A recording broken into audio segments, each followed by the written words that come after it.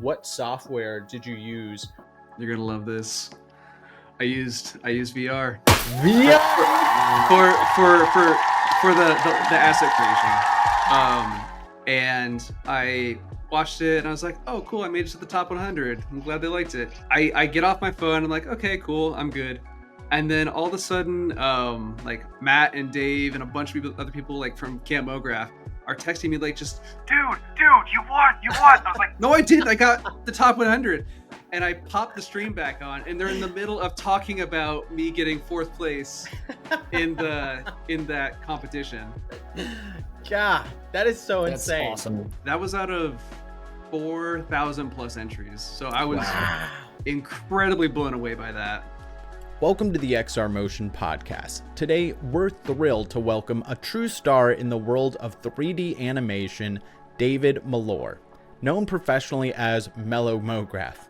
He's based in Portland, Oregon, and David's work as a 3D artist and motion designer is nothing short of phenomenal. His approach to animation combines playful, organic designs with groundbreaking modeling techniques, breathing life into every character and scene with his unique and vibrant style. In this episode, we dive into David's extraordinary achievements in massive 3D animation tournaments and even his journey into VR sculpting. He's mastered tools like Adobe Substance 3D Modeler and Substance Painter, pushing the boundaries of what's possible in art and design. His innovative work has even led him to share his expertise at major industry events like Adobe MAX and NAB. So get comfortable and let's get ready to explore the amazing creative universe of David Mellor, aka MelloMoGraph, right here on the XR Motion Podcast. Over the years, how has your approach to motion design been impacted or changed by the tech that you're using, and how has that sort of furthered your art style? Houdini definitely changed that for me. Or not Houdini, VR changed that for me 100%, because I didn't do a ton of character-based work before, except for like a couple of zebra sculpts and things like that. But with VR, and this isn't really like an answer to how it changed my motion design, but just my overall workflow and approach to 3D in general, is that with the VR, I could get really gestural with it, and I would start to think about things as building almost a kit of assets that I could then use to plug into modifiers and generators and effectors and everything like that in Cinema 4D. But C4D has been, as far as like the specific like MoGraph stuff, that's been my bread and butter for the last 10 years. That hasn't changed at all. When you were doing your 36 days of type, were you were rendering in Houdini? Yeah, I was using Redshift and Houdini. Redshift, yeah. Redshift, yeah. Nice. Yeah. That's awesome. So how do you like the procedurals? So it's interesting. So you were using Houdini a few years ago. You're also using VR bit now. You said you started in cinema. What had you say for 36 days of type, I'm going to use Houdini? Was it that you just wanted to try it out, or were you thinking like, well, I guess why did you say Houdini is going to be the way I execute this challenge? So that was right around the time I was getting the most familiar with Houdini. And, shout out to Chris Rutledge. He was a huge part in helping me learn Houdini. And once I got more familiar with the program, it just kind of felt like I was in kind of a lab, just being a scientist and just putting shit together and just seeing what the result was. And once I got that figured out, then I started to think about it as like, okay, I guess the best analogy right now is, with AI, everything is done with prompts, right? So when I was engineering this look for Houdini for my 36 days of type, it was kind of like that. It was like, okay, give me this, but give me this in the style of this. And I would be directing this prompt with the node network that I was setting up, and then doing a lot of back and forth testing to make sure that, geometry wasn't flying all over the place or accidentally clipping out or anything like that. So it was just cool to kind of have that instant feedback of try this node, see what it does. And then I wanted to try that for like a whole series, like a whole series of pieces. And that's Wow. where 36 days of type came in. Yeah, I love the procedural generating because, not to say it's easy, extremely hard to get into a style and look that you enjoy, at least from my Yeah. experience. But once you do that, I mean, it is almost, and correct me if I'm wrong, just plugging in different letters. And then it kind of just makes an amazing, unique look with several different assets, which is just That's yeah. amazing. I mean, imagine doing that non-procedurally in Cinema 4D, right? I mean, Yeah. Maybe you get away with some like copying and pasting of, you know, certain materials or certain, you know, modifiers or what have you. But, you know, I was actually going to say, it's funny, like we're having this conversation of like, oh yeah, you built this system. I mean, the real question is, how long did the node network take to build? Because I feel like sometimes I get node networks going that you're like, maybe I didn't do anything by hand for 36 days, but I have projects that I've gone in over the course of a month and just like kind of slowly whittled away at trying to find that one, you know, that one attribute that I needed, or, you know, whatever I'm looking for. But it took a couple days to engineer that. And that was, I was thinking about that before they made the official announcement, like, okay, here's your day one, here's A. So I was already just kind of playing around with the idea of doing something like this, and I had some other wild ideas too. I almost did a version where it was this 3D interpretation of like old school Windows 95 with the app windows expanding and contracting. So I was trying something with that, and I was like, no, that gets a little bit too busy, so I cut that back. So it was that couple days leading up to having a plan in place was more about just playing around and seeing what style I was happy with. And then once I was happy with it, I was like, okay, cool. I've got this. I'm ready to go. And then I'll just render it once a day, A, B, C, D, etc. wow. That's awesome. And I love the idea of kind of thinking, and you mentioned earlier about, you know, thinking about like being in a lab, right? And getting to a state of play, especially when you've, you know, done any sort of creative work for an extended period of time, or you use the same programs over and over again, or, you know, you have the same workflows for client work. It can feel really difficult to get into sort of that state of play, which is usually where you find, I don't know, a lot of inspiration or new ideas or new concepts. So it's really cool that you're able to sort of finagle, because for a lot of people, Houdini does not, you know, you can get a simulation, but then like the second you try to art direct it, you're like, I don't know where to start. So to really have a wrangle on it, that's really awesome, and definitely speaks to your technical as well as your sort of creative proficiency. But I do also want to ask on the concept of challenges. So I know you've been involved with a few other online challenges, and I think these are becoming a little more common. You have like 36 days of type. Like right now is actually November, which I've done a little bit in November. I'm not doing it this year just because I'm way too busy. But like, love seeing these kind of structured challenges that give artists an opportunity to, if you don't have work outside of what you're working on for your clients, or you just need a little bump to kind of get something personal going. But I have to ask, what is your experience with other online challenges, and how has it been beneficial for you as a motion designer? So I will say, last month was Sculptober, and I got to like 2 or 3 of those before I stopped. so clearly my consistency game is off, but I do like that there are communities out there that are creating these challenges for designers and artists to just kind of think, like kind of take the, I guess, the initial thinking, like, oh, what am I going to do today? No, so this prompt list is going to tell me what I'm going to do, and I'm going to try to make my interpretation of that. Hey guys, real quick, just want to let you guys know about some products we are having in our store. So we wanted to advertise to digital artists. We hope these are great holiday, birthday, any sort of gifts for either yourself or friends, family, co-workers, you name it. Let us know what you guys think about this, because we really think they're awesome. So I'm gonna cut myself off. Back to the episode. Whenever I see those challenges, I get excited about doing it, and because then it starts getting me to think about, you know, what could I do with this prompt, and then I completely drop the ball 3 days later. Well, I mean that's almost the beauty of it, right? Like, so Yeah. November, it was interesting. The first November I was a part of, it was a prompt every day, and then the next Yeah. year they actually switched to a prompt every 2 days, and it was specifically because it was like we did, the organizers were like, we don't want people to feel like this is you have to do all 30, and if you don't do all 30, it's, that's not the point of, at least in their perspective, that's not the point of the challenge. The point is, Yeah. for exactly to your point, to your point, David, like having some of that sort of difficulty of sitting down with a blank slate or the blank page and thinking, what am I going to make? Giving sort of a little bit of context to work with and challenge yourself a bit. Yeah. I know that Houdini also has Hulai. That's another one, which I haven't done yet.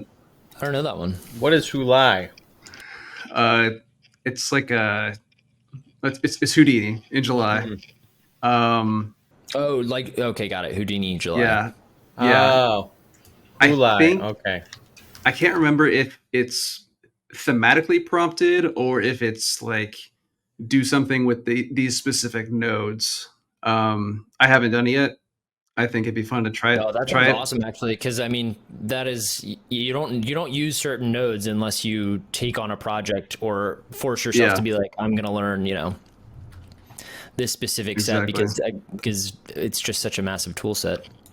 Yeah. One of these days, I would like to do another 36 days of type though, and combine my VR sculpting as like the base mesh and bring that into Houdini and do some cool shit around that. So Love that. hopefully stay tuned. Yeah, that's awesome. What did you you took you were involved with some of Clint Knorr's little render projects, correct? His little competitions he's been doing. Not Clint, no. Oh, Jones, yeah. Yeah, Clint Jones. I'm Yeah. sorry. Yeah. Right, yeah. It's like who? Yeah. That was an old friend of mine. I just completely had a brain fart. Yeah. Shout out It's to all good. shout out to my old buddy. Yeah. But Clint Jones, yeah. Yeah. So you took part in some of his render projects, right? Can you just, so I feel like that is probably in our industry the biggest render competition slash, what would you even call it? Not a competition, but just like gathering of artists all working. It is a competition, I mean, but yeah, so you were involved in that. Can you just tell us about some of the ones you were involved in and how those went for you?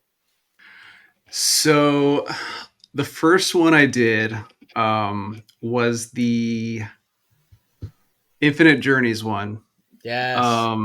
That was right around the time that I found out that Clint was doing these challenges. And I was like, oh, this sounds like a great opportunity to like take, a base animation, a base scene, and put my own spin on it.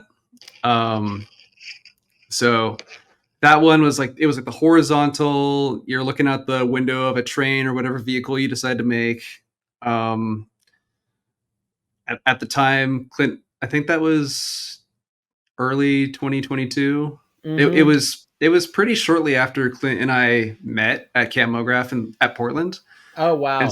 And so him and I were geeking out a bunch about this game for a Switch called Eastward. And if any of you have played it or haven't played it, totally recommend it. It's a great game. But that was all the game centered around being on this train and going to different locations through the story. So I really liked the style of the game. It was very pixel arty, but I wanted to try to turn that into a 3D type setting. So I made something based off that sort of style and then added like a little Easter egg of the train from that game passing by on the opposite side. I didn't place in that, but it was still just a fun exercise just to make something in that.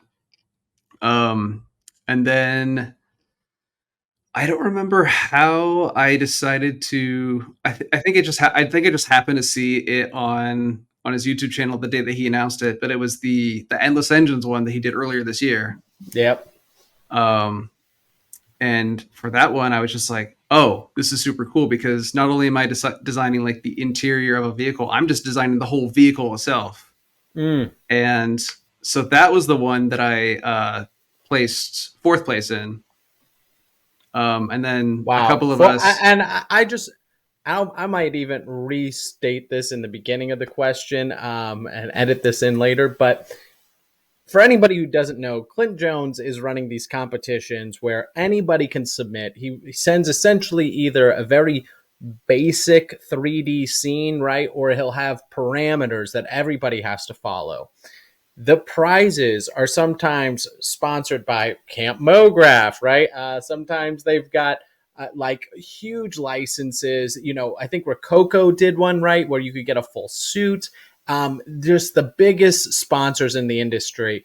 And it kind of started off to a few hundred people, and it could be any program, to now like thousands of entries and submissions are being set. So when you say you got 4th place, that is just massive. I mean, were you blown away when you heard that? Like, what? I mean, oh, dude, I was surprised that I even got into the top 100, because I wasn't even at home. I was listening to the stream while I think I was visiting my parents that day, and I watched it and I was like, oh, cool, I made it to the top 100. I'm glad they liked it. I get off my phone. I'm like, okay, cool, I'm good. And then all of a sudden, like Matt and Dave and a bunch of other people like from Camp MoGraph are texting me like, just dude, you won. I was like, no, I didn't. I got the top 100. And I popped the stream back on, and they're in the middle of talking about me getting 4th place in that competition. God, that is so insane. That's awesome. That was out of 4,000 plus entries. So I was incredibly blown away by that. Yeah. It's a hard ask. You got about a month, right? Is kind of the timeline about. And it's not like, oh, this is just random 4,000 people. I mean, top tier. It is top tier. Yeah.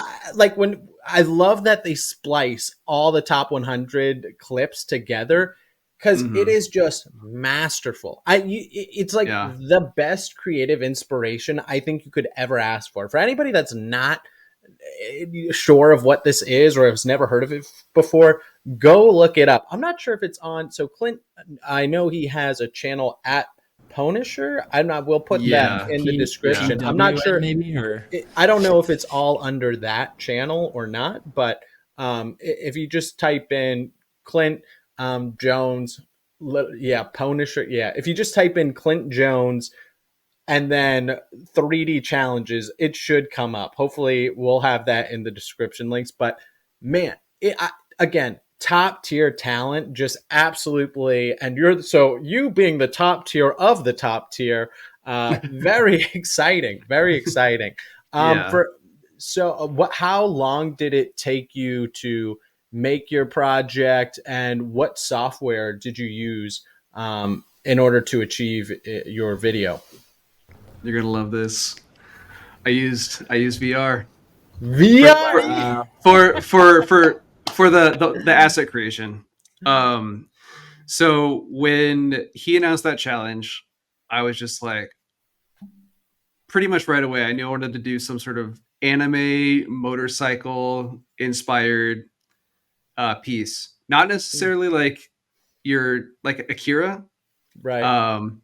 But I was thinking more like Dragon Ball, Akira Toriyama style. So at the time, I started rewatching the original Dragon Ball, and I loved all the proportions of the vehicles and the contraptions in the show. So I wanted to do something akin to that. And I was like, oh, well, what better way to do this than building everything in VR? So before jumping into VR, I spent time blocking out. I took the scene, the template scene, threw a bunch of cubes in there for buildings, did a very, very rough version of the motorcycle, did a quick rig of it, just kind of where the back wheel could pivot properly, just to get that motion in there. and figure out what the hell to do with the rest of this. and then over the time, I just kind of slowly built and chipped away on top of that. So I started with making all the buildings. I sketched them out, and then I brought those sketches into VR and built the 3D versions of them. I textured them procedurally with Substance Painter, brought that back, threw it back into Cinema 4D. I built just like a cloner system so I could have everything loop seamlessly, which was a big thing that they were excited about when they talked about it on the show. And then from there, it was just repositioning buildings, making sure that the composition, the lighting, everything was looking good, and then just further refining. So, wow. Even though it was like the full 30 days, I probably actually worked 15 of those days, and the rest was just kind of, well, I mean, thinking about it and sketching is still part of that process. So sure, like 20 out of 30 days total working on it, probably on and off, like an hour or so a day, just to not like stress myself out. Just, this is a fun thing. I just approach this as like a fun little project.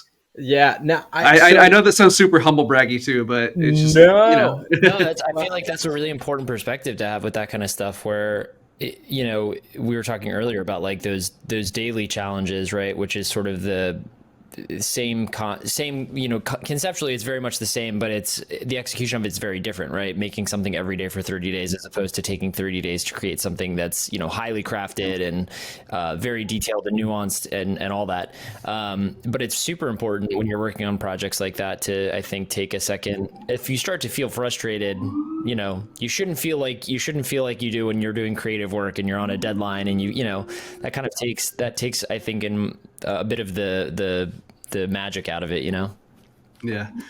The fun thing too was that I actually gave myself a sort of a pre-deadline to the actual deadline of the project. So I was like, okay, I'm going to stop 2-3 days before it's actually done, just to make sure that my editing, everything together, because I was doing multiple layers to the project, were turning out correct. And what ended up happening is I had those 3 extra days, and I was just like, what else could I do to this to make it fun? And so that's when I started playing with like throwing in 2D effects, like stock. The 2D effects are amazing. Animation, it's like my favorite part. And then mixed media.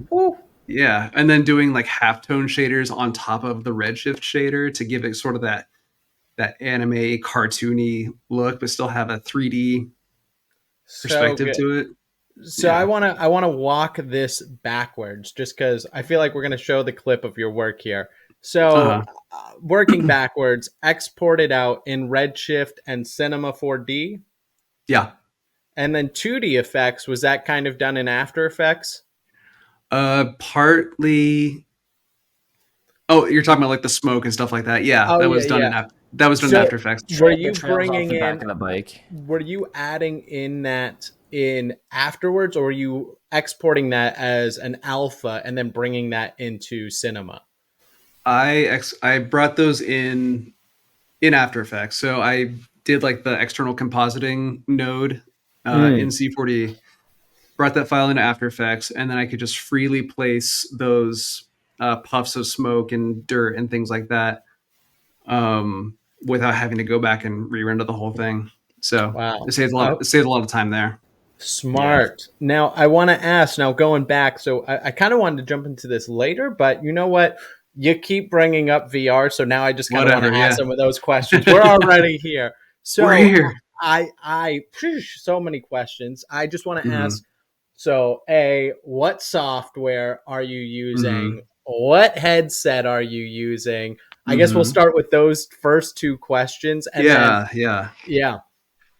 So I am using primarily Adobe Substance 3D Modeler. Nice. I wrote down a note saying, ask him about that. So very cool. So Modeler is, I would say it's kind of like the spiritual successor to Adobe Medium. They're trying to bring over a lot of the features. I don't know to what extent, but that seems to be like the goal.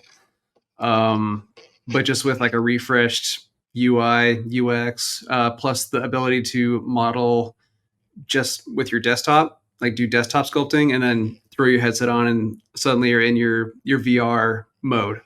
Now that was beta recently. Is that out of beta yet, or is that still? That came out of beta back October of last year. Okay, so a little bit out of beta. Now, how seamless is that? Because this was the coolest thing to me. A, I believe it has to be desktop connected, linked, so you can't just use it on a standalone headset.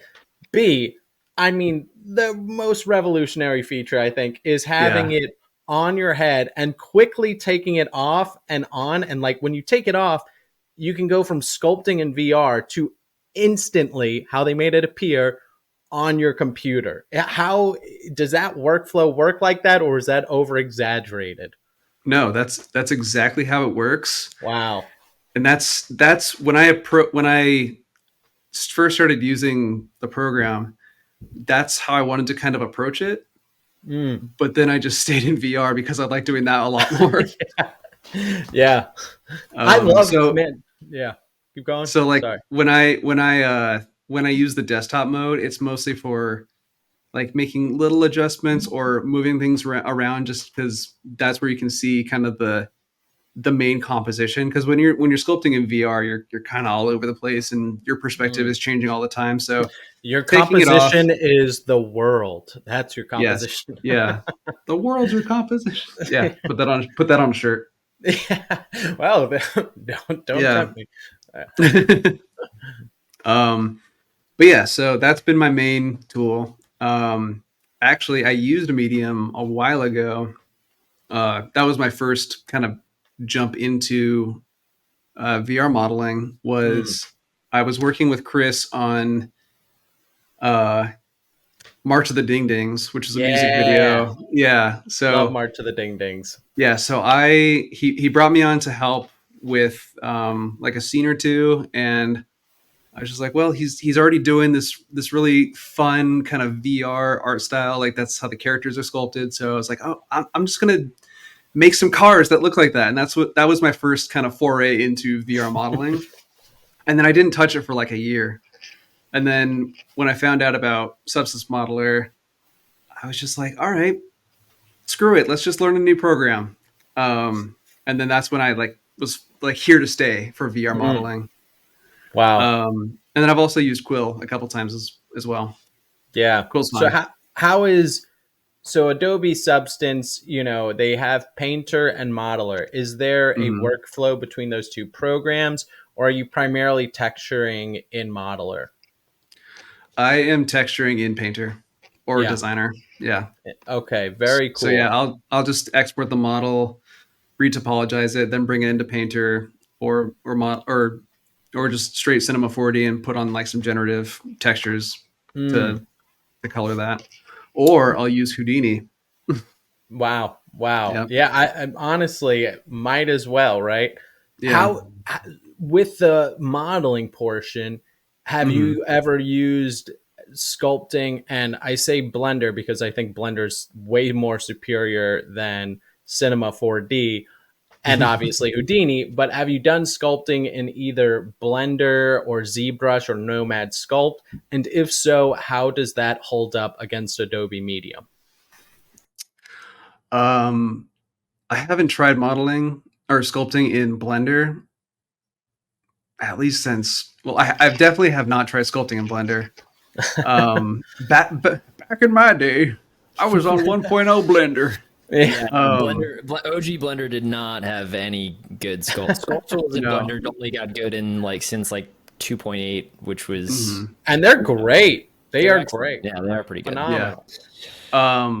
I'm really interested in just what is being packed into Blender. I know this is kind of like a side tangent, but it's making me want to try out Blender again after all these years. But I've used Nomad Sculpt. I think that's really cool. And fun, and I've used ZBrush plenty of times too. I really like the VR aspect of modeling because I like to actually move around, using my head as the camera essentially.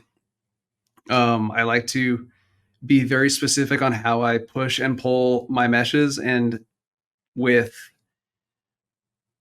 Blender or Nomad Sculpt or ZBrush, you're still limited to just kind of like swiping across on your screen.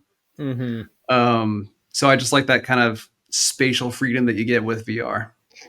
Sure. I love sculpting in VR. It's fast. I feel like even for, you can't get into some of the fine details, or at least I have been able to, like you can with ZBrush on some of the, HD texture geometry. But for getting out just a fantastic still high poly model, I mean, in VR, it's just so fast. The fact that you can just, as fast as you can move your head left and right, is how fast you're moving your camera, which that in itself saves so much time. I hate, and it's also fun. panning and rotating around with a camera. I don't want to deal with a camera in my scene. Right? Again, hate versus fun as shit. It's like, it's 100%. Kind of it's crazy. So what hardware are you using? Because the problem why I stopped is because for anybody the Quest 1 kind of sucked, in my opinion. I just didn't because, and maybe it doesn't for everyone, but I have the Valve Index. So with the Valve Index, just way better in quality, field of view, everything. The issue I always had, though, is that I couldn't get close to my screen because the trackers that were required, I'd be out of the tracking zone when I get up near the wall near my computer, and my headset couldn't see the trackers. So I couldn't ever do that workflow. But I just got the Quest 3 recently, and so you're pretty much selling me on trying this out, and I'm very not to say I'm excited to be done with this episode, but I'm very excited. It's waiting for me. It's waiting for me right now. I haven't been this excited to try software in a minute. You're really amping me up. Fun. About it. Yeah. I am still on a Rift S. So nice. Okay. The last bastion of wired Rifts and the formerly Oculus. Yep. Wow. Well, that's still, I mean, I feel like once you're wired, it's a different experience, just because of the computing power. It's amazing. You get such a different experience so how high res are you feeling you're getting these models? Do you feel like that's it, or do you still do cleanup and touch up after you're done modeling in VR? Or is it pretty much like export done, we're moving on to painting? I still do some touching up. Whether it's like taking it into ZBrush and like sculpting in little folds or something, or even just running the zero mesher just to get some clean topology that I can then UV and slap some textures on. I still do like a little bit of cleanup. Nice. Now, what kind of, if you could say, what are some of the downfalls that come with VR sculpting? I guess the biggest thing is that it's probably not for everybody in terms of like motion sickness. Like if that's, there are ways that you can kind of navigate around that. One way that I've talked to people who do get motion sick is they just kind of like sit down, or they just limit their use. But that's kind of the thing right now, is that it's you're really limited to how well you can tolerate motion sickness. When I first started using VR, I was feeling really weird about it. I think the first time I threw on a headset it was like E3 or like PAX, and was like trying out a game. And as soon as the character would start moving forward, I felt my stomach just lurching forward, and I was just like, I can't do this. No, fuck this. No VR for me. But then as I found out more about people using it for content creation, I was like, maybe I'll take a look at it again. And so rewind to 2021, the cold winter of February 2021. I was just like, let's go get a headset. Let's go play around with it and play some games on it. And so we did that for a little bit, and then I started playing around with VR modeling then, and I was like, oh, this is pretty cool. And then let that kind of slip to the side, and then it wasn't until last year that I really got into it. So I'm gonna ask, just because we went, I feel like I'm sorry, I almost went way off script with my excitement. I think we went on a tangent. Showed Yeah, a little bit too much. And oh man, I'm so amped here.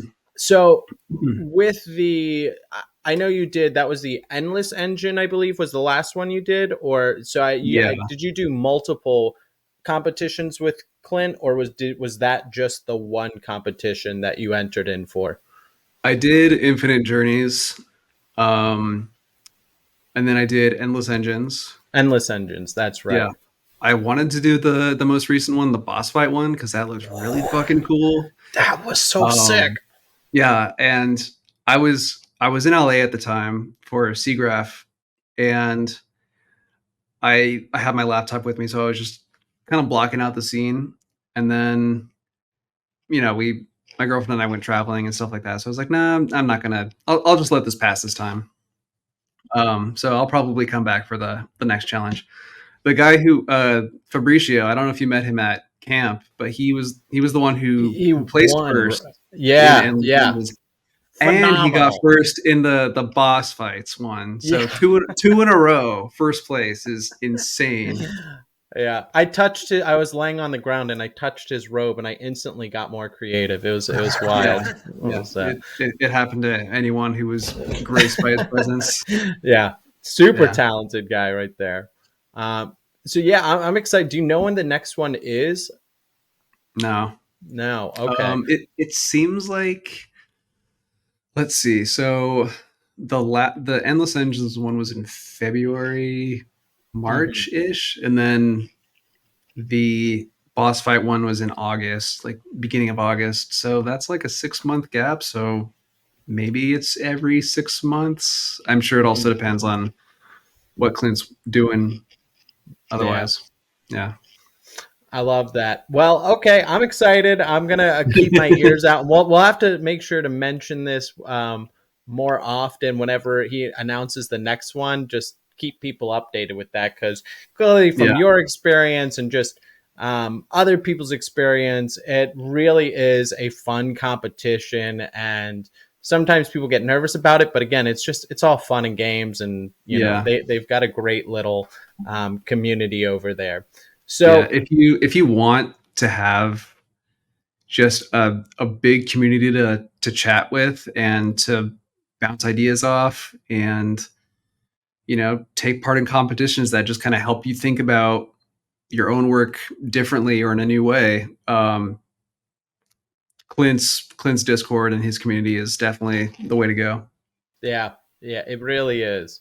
Well, focusing back on you, so clearly you have just a wide range of different programs you're using, and different workflows.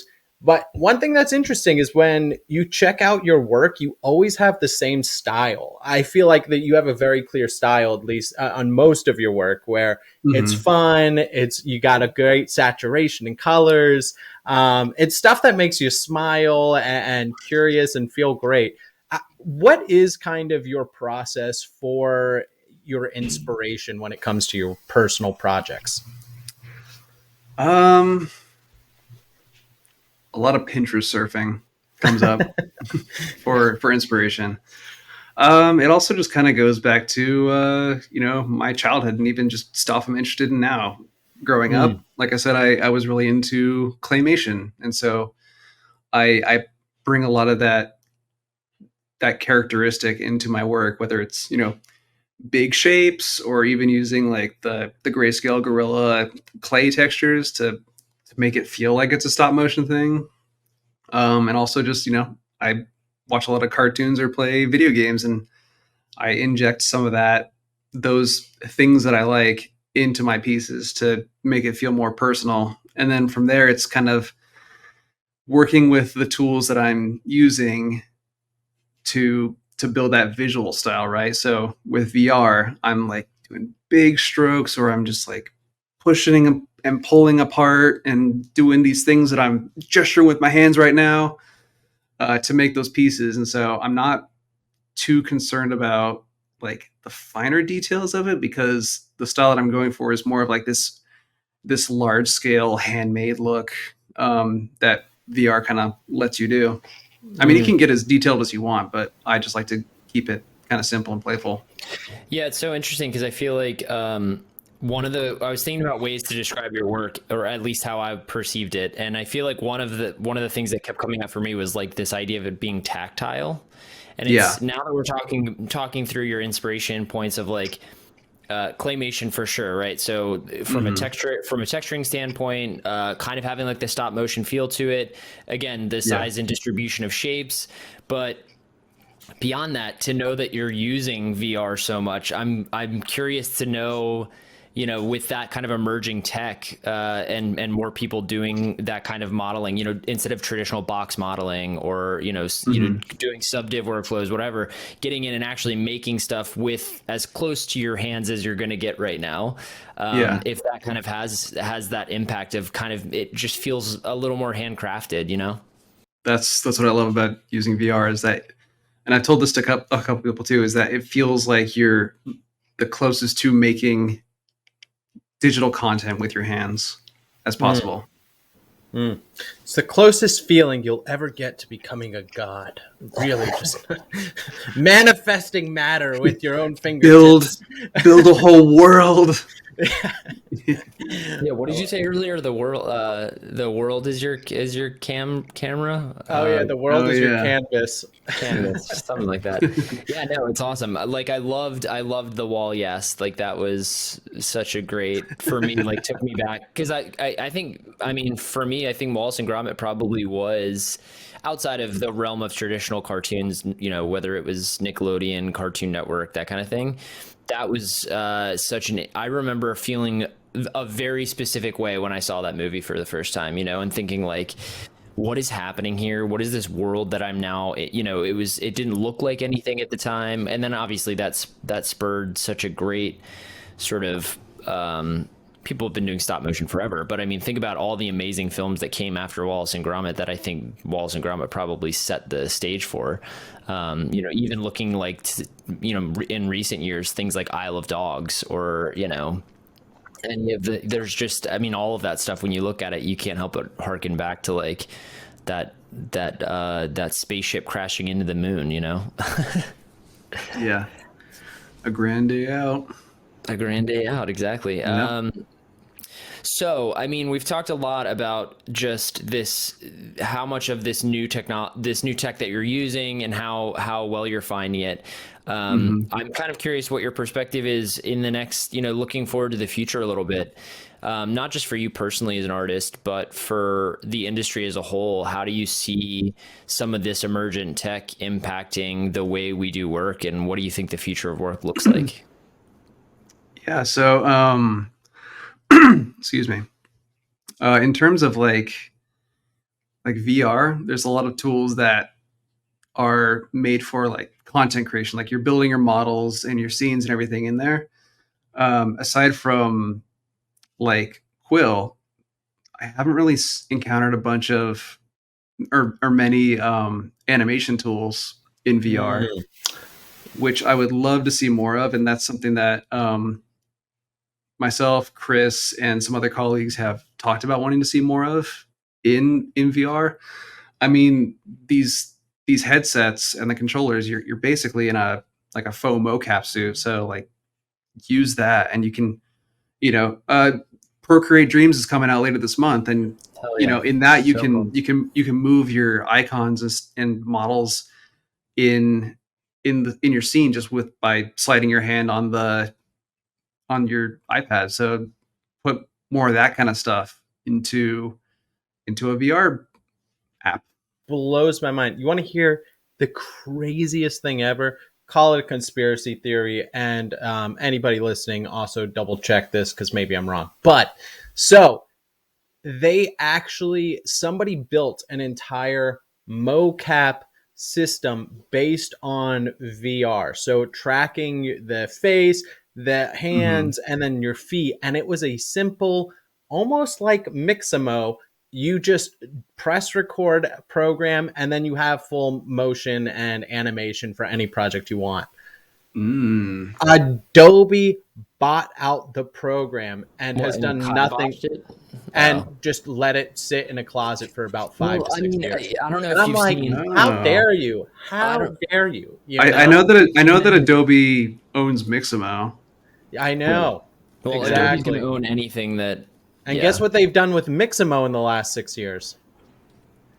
Jack shit. I am tired of Adobe. Yeah, we're saying nothing. Adobe's antics have got to stop. Yeah.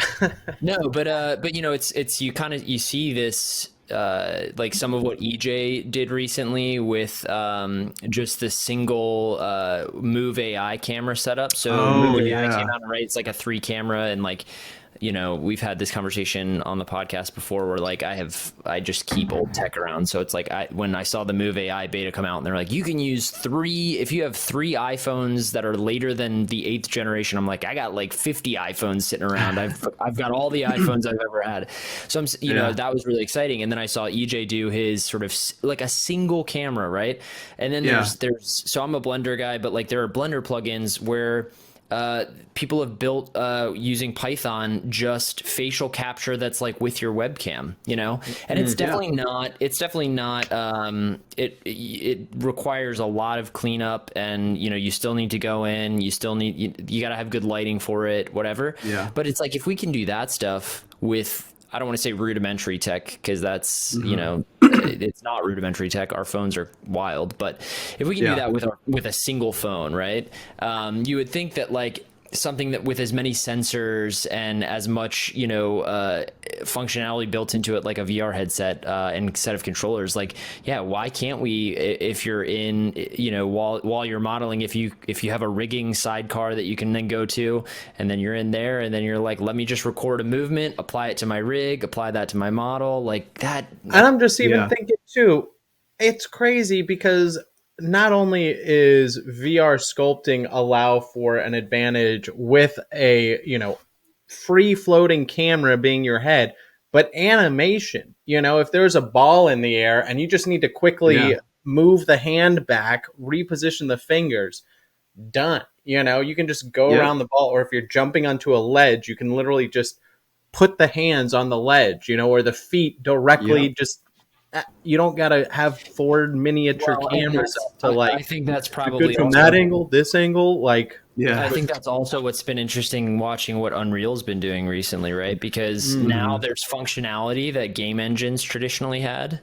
that that become more appealing even if you're not a game developer. So even something like Houdini, or really any 3D program now, setting up colliders, right? So like you have some rigid body physics, and then you want to have things collide with them. But like to your point, Michael, like, you know, imagine you're rigging a character and you are in an engine that acknowledges this is a character and this is a table, and if the character comes in contact with that table, you know, their hands interact accordingly. Like that's the kind of stuff where Unreal is kind of got so much of that logic baked in already that, like, you know, I don't know if you guys have been following the Avalanche stuff, but I am so pumped. I am so pumped for Avalanche. I think it's going to be a crazy couple years here, and I think it's maybe the first time that we have, like, I don't want to say the Adobe killer yet, but like Adobe's gonna have a lot of work to do. If it's, you know, I just watched the keynote today, and it's real time. It's real time. What? Like, get plus, out of here! Finally. Plus, what are we doing? Properties like Essential Graphics just came to After Effects a few years ago, right? Like, why does 2 shapes with text on it take 10 minutes to render? What are you doing? Like, why? What are we rendering on? What is happening here? What is happening? Yeah. So it's interesting because, I mean, you're seeing this I feel like we're starting to see this convergence of, like, I would say for a few years there, it felt a little uncertain. Like, what are we doing? Are we doing VR? Are we doing AR? Are we doing? Are we still just going to stick with the way that we've been doing it for forever? And now I feel like we've hit this threshold of like, oh wait, now I can actually kind of step back and be like, this is all going to intersect at one point, and I think it's going to be pretty awesome. I mean, I think the accessibility of tech, David, you mentioned earlier, the motion sickness thing, I think is huge. I think figuring out whatever it is that looks like, you know, my wife, the second she put a headset on, I was like, you're going to love it. It's going to be so cool. I'm so excited to show this to you. And she put it on. She's like, I'm going to throw up everywhere if you don't take this off my head right now. You know, like that sucked. Yeah. There was no way to fix it. You know, adjusting the diopter or whatever doesn't fix it. So I think maybe if it's like a resolution thing or like a frame rate thing, but I think if we can get through that barrier, and we'll see what like this Apple Vision Pro does, I think that's an interesting push as well. But that's going to be a really interesting thing too, because the Vision does not have any controllers. So I know in terms of creating that digital content, I'm really curious what developers are going to do to like navigate around that. Like, are they going to start having to figure out how to build tools with your fingers or things like that? Or, you know, it's like maybe like 2 fingers, 3 fingers, you know, like close. Throw the horns to use your grab tool. If you want that item, you just go like this. Just shoot the web at it. It'll pull it towards you. Did you guys see the pin? What's the pin? Why am I blanking on the name of it? It just came out. This AI pin. It's like it's basically like this little wearable that you put on. Oh, I saw that. Humane. Apple, one of their engineers, I think quit and made former Apple designer, and it's called the Humane AI pin, right? And it's like it's getting run by the internet right now. Everyone's having a field day with it. I think it's an interesting conversation to watch, but I mean, a lot of it is like, so it's just this little wearable pin that you wear on, you know, it's magnetic. I think you clip it on your, you know, your collar or whatever. You can talk, so it's all voice activated, gesture activated, like touching or tapping it, swiping it, and then it has this little display that when you hold your hand out, it displays onto your hand. So it doesn't have a screen; it just has these little LEDs. And to be honest, even the launch video, I'm not really sure what it does, other than it's. All we know is that it's backed by AI, which could be, I don't know, mean anything. It can play music. You can show it like a handful of nuts, and it'll tell you how much protein is in the handful of nuts that you know. That's kind of cool. But we're starting to see, right? We're starting to see all of these sort of like. I mean, at first it was computers, right? Like keyboard, mouse. And then we started getting trackpads, and then we started getting touch screens, and then we started getting cell phones. And I think now we're just like starting to see more and more of it. It's sort of stagnated for a while, but whether it's like VR or even to a certain extent AR or something like this wearable pin, which, you know, might act as to be honest, I'm ready to not use a mouse all day. My hands, like I try to take care of my hands, and my hands still hurt after. I don't use a mouse, period. I just use a graphics tablet. Yeah. And so I switch between the two, and I've got like 3 keyboards, and I've got like 4 ergonomic mice. I've got a Wacom, you know, all these things to mitigate basically like the toll that using some of these devices takes on your body. I think it's, you know, it's high. That's one of the things that I think for me is so appealing about, you know, AR or VR is that, yeah, like get me moving, man. Like get me touching stuff and moving and feeling, and you know. What if I told you that this was the only tool you needed? Yeah, it's I completely agree. It is fun to see, you know, how many new tools are coming out. And I want to ask David, speaking of kind of this new tool, have you experimented at all with AR? What's kind of your thoughts there? I haven't played with AR yet. So I don't really have an opinion on that currently. Fair. But like the stuff I've seen it being used, like filters and stuff, or even just augmenting 3D into a physical space, I think that's really cool. I just did a short film for. Have you guys heard of Television? That sounds super familiar, to be honest. So they just did their latest compilation episode, and for that I wanted to do 3D characters in like real time film space, but all of that was still done like in post, like shoot my film, bring it into C4D to motion track it, and then comp it all in After Effects. But I that kind of stuff is really cool to me, like to be able to create your content and have it just physically in real life that you could maybe, make a short film with, like just have an app where it has your animation going, but then you can set it down anywhere and just make a film. Yeah. So, No, it's I could see that happening. I Yeah. feel like Apple Vision Pro is going to be the main thing that kind of starts to spark that. Like the Quest 3 I Yeah.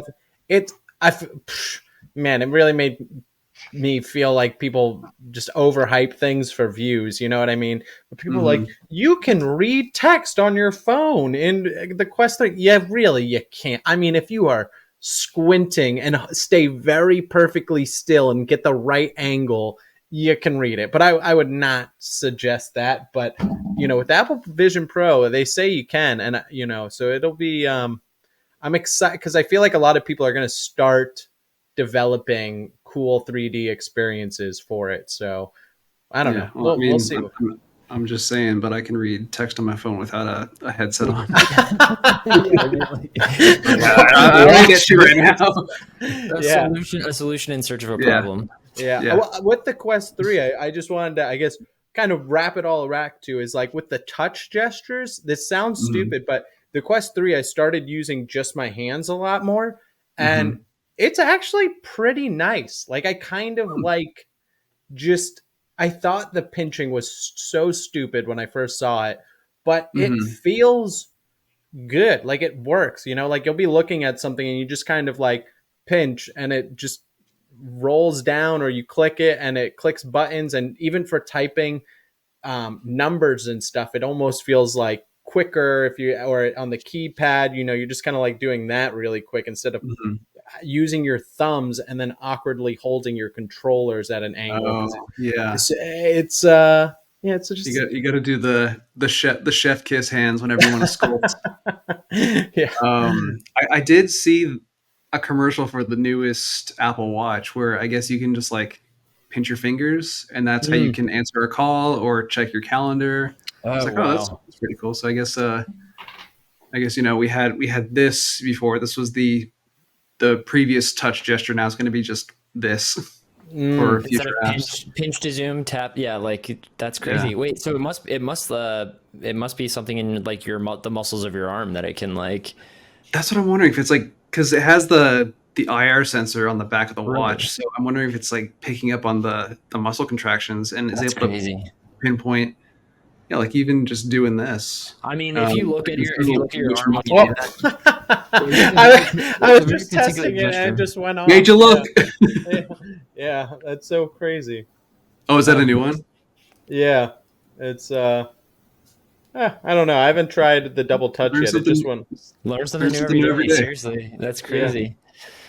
Yeah. There we go. Yeah, look at that. It pulls up the menu and stuff. That's crazy. Damn. Nice. Oh, sorry. I do have a hot take question for you.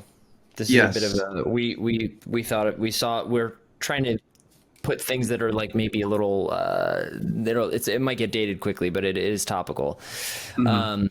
So the DreamWorks co-founder, Jeff Katzenberg, recently said that he thinks AI could cut 90% of animation labor and jobs. And more broadly, Elon Musk thinks that there will, quote, come a point where no job is needed. I'm curious if you agree and what your thoughts are specific to the animation industry. I think that's bullshit. I think that AI is going to help augment people's jobs, but I still think it's a ways away from replacing, especially animation jobs or creative jobs, because there's that joke where it's like AI isn't going to replace, creative directors because creative directors don't know what they want until they see it. And so I think it's going to be a lot of like that in just, the broader creative industry. And I think that we're going to reach a point with AI that people are just going to get tired with it, and they're going to want that personal touch. That it's going to have like that Renaissance period, that even things like stop motion animation, like a studios, all their stuff is like done by hand with a little bit of CG, but just having that that human touch is really important for creativity. And I think that that's not going to be ever completely replaced. Yeah, I think it's what I feel like we're seeing is that I mean, I think that the people who hold the money will probably be like, yeah, let's get rid of as many people as we can. And then I think no doubt. Yeah. I think very quickly people are going to be like, yeah, but now all your content sucks. Like, exactly. Yeah. It's going to backfire. Right. I think we might go through an era of that because, yeah, I mean, if the bottom line sort of dictates anything, it's going to be that. But I think that especially I just saw some former DeepMind Google developers. And I don't think it's a peer-reviewed study yet, but and this is an older GPT model, but they've done this really, really extensive research that basically points to these models are not good at generating things that are outside of the data that they've been trained on. So essentially, like, it's still really bad at coming up with genuinely novel ideas, right?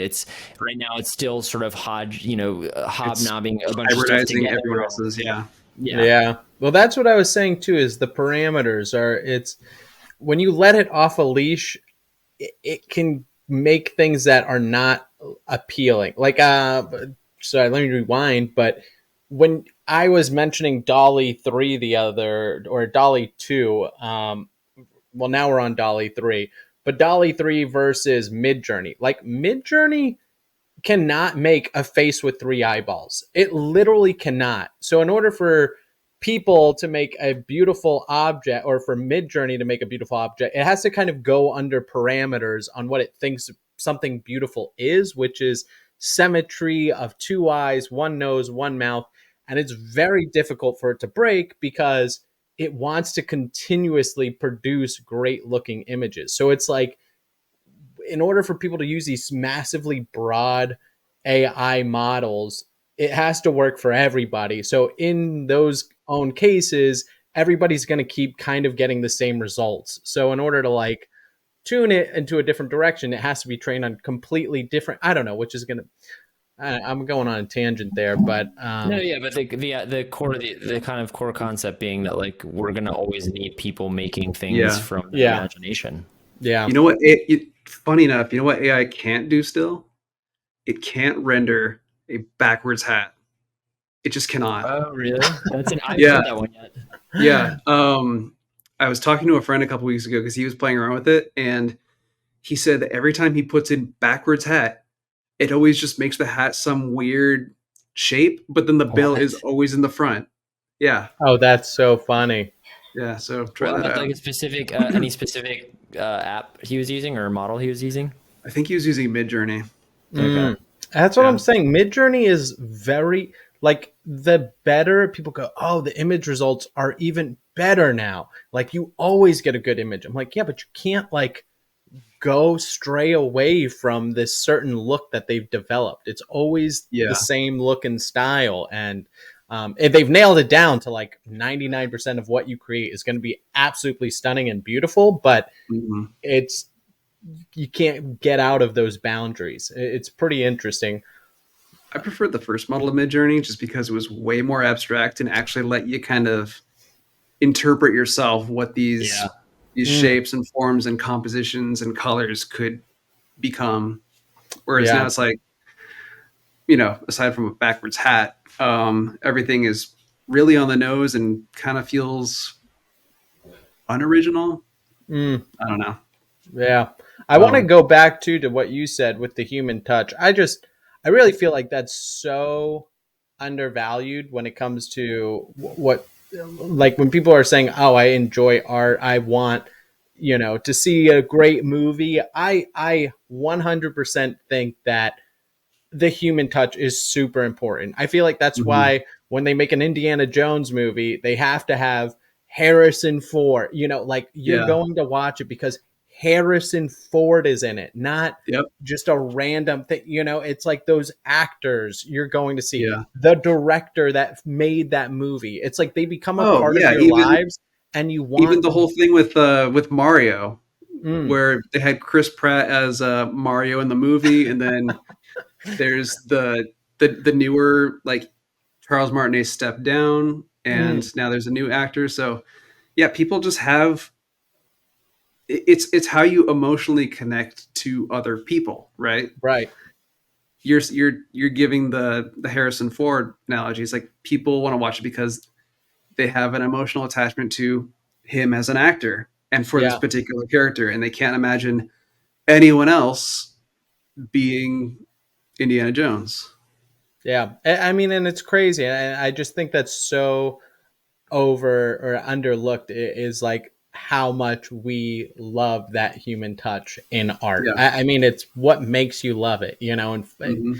it's, yeah, that was, And the backlash that we've gotten so far, I think, have been around like the like anti-aging that we've done. I feel like even that was divisive for people, you know. Like, yeah. what was the mob movie, The Irishman, right? That was one that people were like, "What the hell did you all do?" Like, you know, I mean, it was a creative decision, and you know, I guess I don't know, the tech, they thought the tech existed, or you know, in the Star Wars movies, like let's just fully CGI render in some people that are no longer with us, like.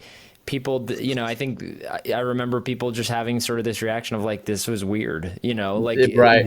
it was uncanny. It's like uncanny. It's a new uncanny valley almost. So, But well, I will say in one sense though, it is getting better and better and better. Some of these looks and feels with these deep fakes. But the funny thing is that their whole thing is to recreate the human, you know, versus another character. It's still going back to that essence. Like in the new Indiana Jones movie, they kind of finally nailed deep fakes. I mean, it was spot on compared to the Irishman, you know, and then you go into Star Wars, like Luke, that was super shocking when they brought in Luke. Then they just had Hayden Christensen as, you know, him doing his Anakin thing. It was slightly, they didn't de-age him to a kid, but just kind of down 10 years.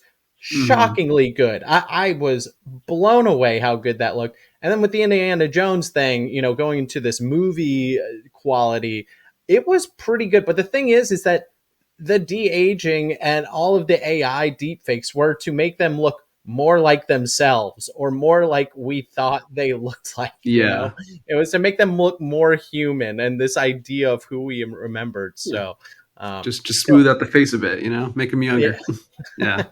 give me that Instagram filter, but like make it look legit. Yeah. Actually, AI, go ahead. Well, I was kind of well, it's the same subject. I just wanted to say that the one thing I don't know if you experience. This is my last thing on AI, but have you seen the AI to 3D models yet? I saw the one that you made the other day of the Pikachu. Amazing. But I haven't seen much more than that.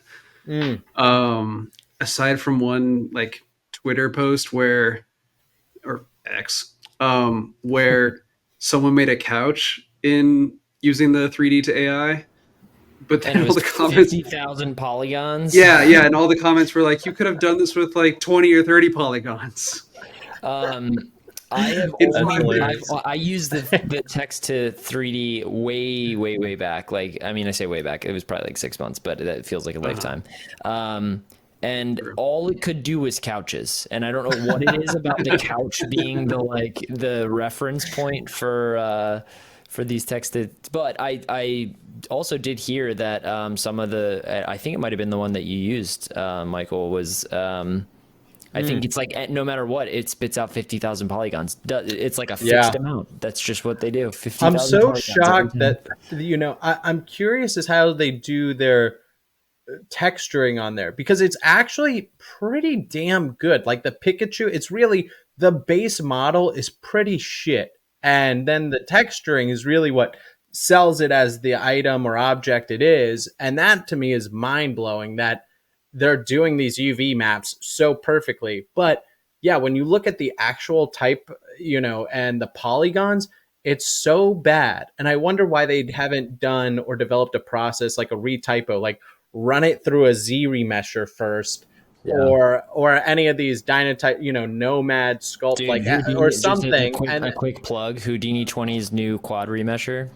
Don't know if anyone's played just with it just yet. it takes so seconds. fast. It's so right. And if they fast. just did that and then added on the material on top of it, that would be now you'd be dealing with some pretty damn good models, and you feel like the points would be you could I don't know. I don't I honestly have no idea how it's even made. To me it's fucking magic, but I wonder if the mesh density is because it's doing like some sort of like vertex coloring and then turning that into a texture, but not really reducing the polygon count after that. It could be something like so it's using the visuals to I thought it was like kind of like, so right now I've been doing this it's actually it's been huge for a couple things. So you know, backgrounds of renders, you know, it can be easy to like throw some props and stuff in your foreground, but like to really start building out whatever's going off you know, even if it's like out of focus, you got to fill the space, right? So just prompting for a scene, you know, whatever you're working on, prompt. I needed, the thing I just did today, I needed like a mountain range on the water under the Milky Way with like a few moons. So I prompted that in Mid-Journey, brought it into Photoshop, did the neural filter for depth to 3D. You know, it's basically it's like their refocused neural filter, but you can output a depth map. So then you just bring that image in as a plane. Then you displace it using the depth map you got from Photoshop, and it's not real geometry, but it's like pretty convincing geometry if it's far enough away from the camera. Actually responds to lighting, actually responds to, you know, volumetrics or whatever. And so it's like when I thought as soon as you said the text to 3D thing, it's like, yeah, it would almost make sense that it could work as like, it's not really text to 3D, it's text to image, right? And then the image gets depth mapped with another AI, and then the depth map gets used to produce like, I don't know, we've got like all this Gaussian splatting or whatever they're calling it. Got to get into that too. Yeah, same. So I mean, I think you could actually start with an image, which is maybe like to your point, the most convincing part being like when you prompted for Pikachu, you actually got like the yellow body and the little red cheeks and the, you know, the brown spot on the back, like and then just starting there rather than starting with what you think is just like the 3D model, you know. Yeah. Oh, funny enough, the somebody commented on the video I posted, and they said even the AI thinks Pikachu's tail is black. Even AI is in an alternate dimension. I was like, oh my gosh, the Mandela effect. Yeah, Mandela AI. It's proven that we're in another dimension. Yeah, I thought that was so funny. But it's I'm excited about the future. Speaking of the future, what's in store for you? Like, where do you see yourself? And maybe, I know that's like a big question considering we're speaking about all these hypotheticals and crazy scenarios, but in like 5 years or 3 years, where do you see yourself, or what's a dream project that you would just love to work on? A dream project. I've actually been thinking about this more recently. I think what could be so fucking fun is to just go traveling for like have some sort of mobile setup and just travel and shoot footage and then like composite little 3D characters and stuff like that into each of those scenes that match thematically with wherever I'm at, and then just produce like short film episodes around like my travels and this more specifically this character's travels. So that is like something it's like Flat Stanley, but like in 3D. I don't know if you yeah, 3D Stanley. Like had to do flats. I had to do that as a project in elementary school, where you basically just passed this thing around and people took pictures with it all over the world, and you got it back in the mail after like a month. Oh, yeah. And you're like, wow, this little character went all these places in the mail. Yeah, that's awesome. That's a really cool concept. I love that. Yeah. And also, it sounds like, do you like to travel? I mean, that's a perfect. It's a win-win. I would love to travel more. But yeah, I do like traveling. Like to go some more places. It's tough when you're trying to render out these like epic, you know, can be. Yeah. I feel like after a little bit of time traveling, I'm like, I got to get back to my rig. I'm like, really missing some of the juice. Just gotta have the big rig at home that you can just remote into to actually render your frames, but then have I've got a MacBook Pro and an iPad that I can just sculpt my characters on and then bring them into C40 on my laptop and then just network render from across the world, ideally. Hell yeah. Well, if you're ever in New York, you got to bring said character out to an XR meetup, because I feel like we could do some very cool little shorts like that. And honestly, that was actually, I feel like that integration of 3D, and I mean, it already shows in some of your work. Like we were talking earlier about the 2D, the 2D composites on top of the doing standard render, halftone shader stuff on top of a redshift shader. That is like, you're really, really strong at developing a visual style, incorporating those different elements. I feel like I'd be very excited to see what you put together, using real live action footage as well. Yeah, and lately I've been trying to do more sort of stylized, non-physically based rendering too, like playing a lot more with the toon shading happening in C40. I know Blender has a good toon shader as well, but for the moment, just trying that stuff out and seeing how far I can push that in cinema. What is it? What are they called? OSL shaders? Is that the other one? Is that like the? Yeah, I haven't touched them. I've just seen what people do with them, and I'm like, I have no idea what this is, but it looks wild. Yeah. Well, I feel like I think I've asked all of my questions. Andrew, did you have more questions? No, I was actually going to say, I feel like we're coming up on an hour and a half, and I know we've definitely been trying to keep it a little tighter, just because we want it to edit down to like an hour and a half. So I feel pretty good. I was going to say, David, if there was anything that you wanted to talk about that we didn't ask, or any projects that you wanted to kind of call out. Otherwise, I think we can kind of do like a, for anyone who wants to keep up with you and your work, where can they find you online? Pretty much all my social media is on MelloMoGraph, MELLO MoGraph. Yeah, Twitter, Instagram, SoundCloud, if you want to listen to some music that I'm working on. Hey, definitely. And then my website